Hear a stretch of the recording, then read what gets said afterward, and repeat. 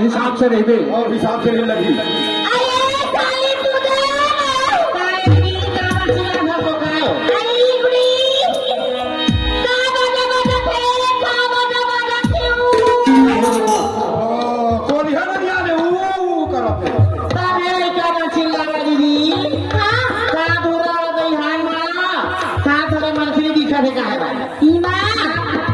Oh my God! कसो ये जत्ता रात करिया करिया ये धुंगिया को कोले रहते यो कौन बोला कैसे खा खोले झिकिया से जट बनी मां ये गांव में नौना आए हां मोला देख के झिका थे ये पर निकल भर रे पेटली वो पेट लगे अपना होता था मैं अपना गाड़ी में खावे तू ही खा मोला खवाता आज ये कांदा खोइला कत की ना अपना गाड़ी में खावा ये करिया करिया उड़ावत है कक्का काखर धुन जाए ये की कहा थे का कहते ये उड़ाते दुनिया की के बलहान है तो बलहान बना कर देखा धुर रहे नहीं काली खट्टी ना हवा ने तो तू ले चल खा के रखा होगे ले चल ना तो पढ़ा का बच्चा